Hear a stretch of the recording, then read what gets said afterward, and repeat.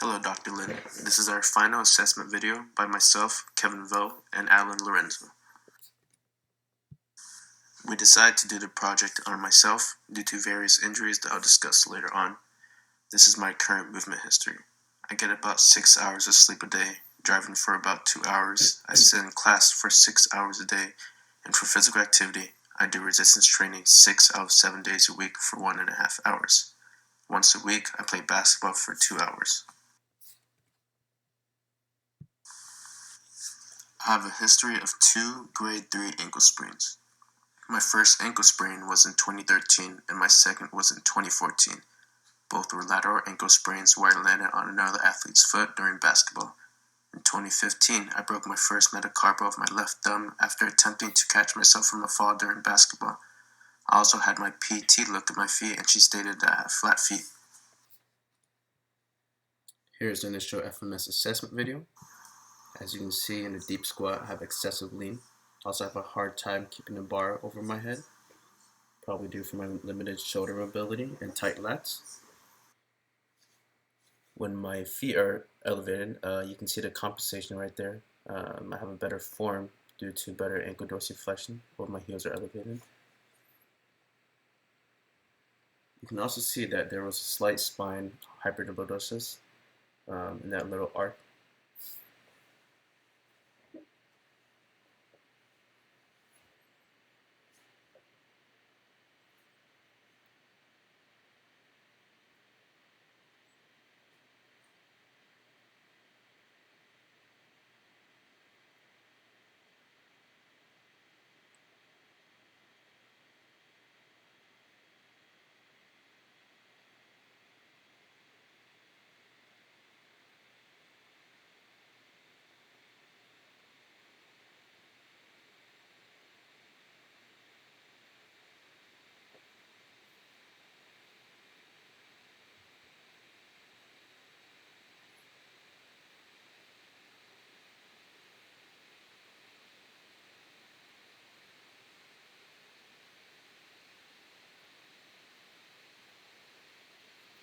This shows my limited shoulder mobility on both sides.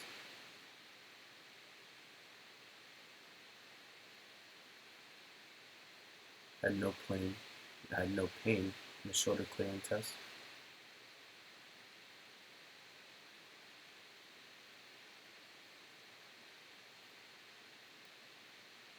In this movement, I actually felt some tightness in my hip flexors, which is probably the cause of my spine hyperlordosis.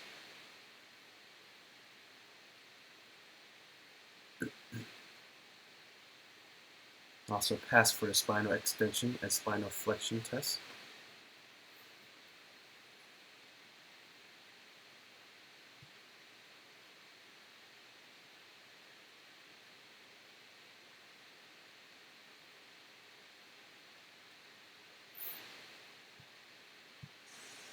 After seeing the initial FMS video, it was clear that I had these limitations. Our main concern was the deep squat, where I had excessive lean and had a hard time keeping the bar overhead. From seeing the deep squat test and shoulder mobility test, it is clear that I have limited shoulder ability. To be specific, I lack external rotation of the shoulder and tight lats, which is why I had a hard time keeping the bar overhead. What we wanted to focus on was excessive lean during the deep squat. This most likely resulted from limited ankle dorsiflexion from previous injuries, which may be associated with tight calves and soleus. The excessive lean may also come from my hip flexors being tight, which explains my spine hyperlordosis, which you can see during the deep squat when my heels are elevated. Our main target issue is limited ankle dorsiflexion. This is where I had the most pain in the deep squat. The reason why I wanted to focus on this was because I do participate in basketball weekly. Restricted ankle dorsiflexion is associated with ACL risk factors during basketball movements such as planning, pivoting, and landing actions. So to prevent further injuries, we focus on this to decrease the risk of other injuries. So here is our initial exercise program. Frequency is 2 times a week.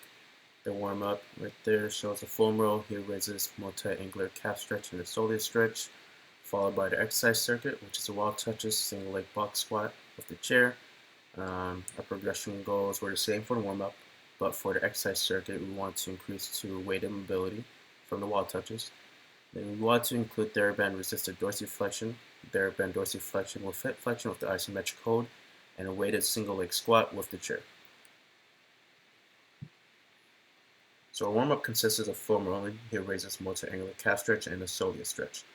This allows us to properly prepare the muscles surrounding the ankle for our exercise program, in hopes of having better range of motion from stretching as well.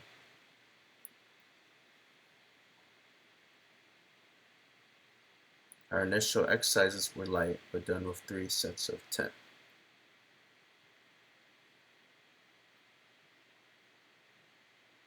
We initially wanted to perform single leg squats after the wall touches, but found it difficult and impossible because of my ankle limitations, so we regressed by adding a stool. As you can see here, there is some struggles. It's hard for me to do this on its own.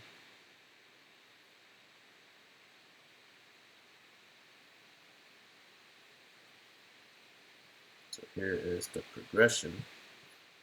We regress from wall touches to weighted mobilities. Having the foot slightly elevated and weight on top helps increase the range of motion in the ankle.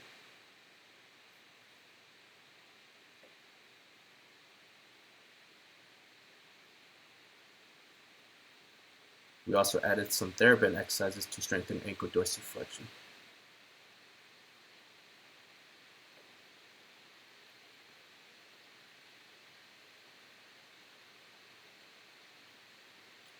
We also included TheraBand dorsiflexion with hip flexion with isometric holds so we can strengthen the hip flexors and the ankle at once.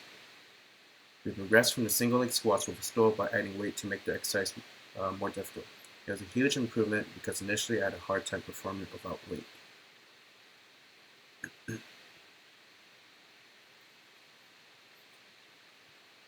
Here's the overall training progression and regressions.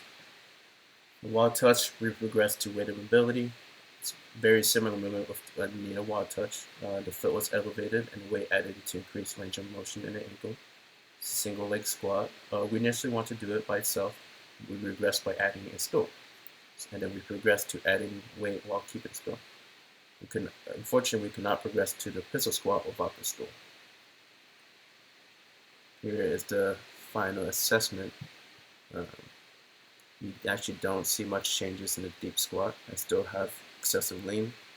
There's still restricted ankle dorsiflexion right there. My shoulders are still tight. But when my heels are elevated, I do have better form. I do get a deeper squat as well.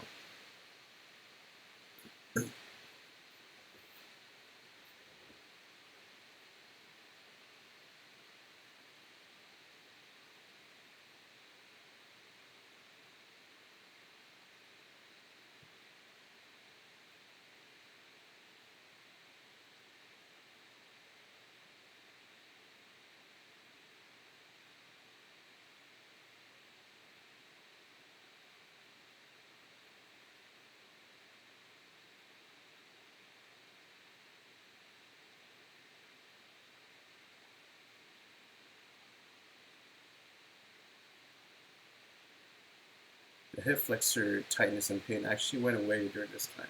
So this exercise actually performed better. So we went from a 2 to 3 on scoring.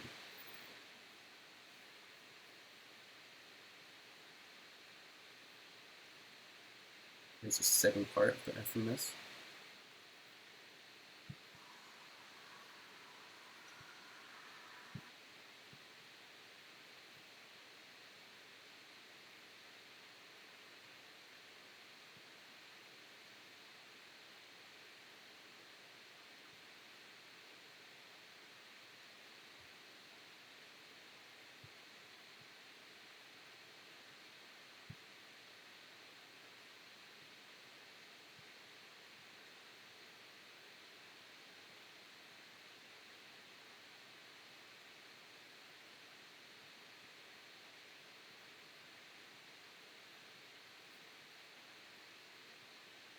So the FMS score comparisons, I originally scored a 15 but went to a 17 after.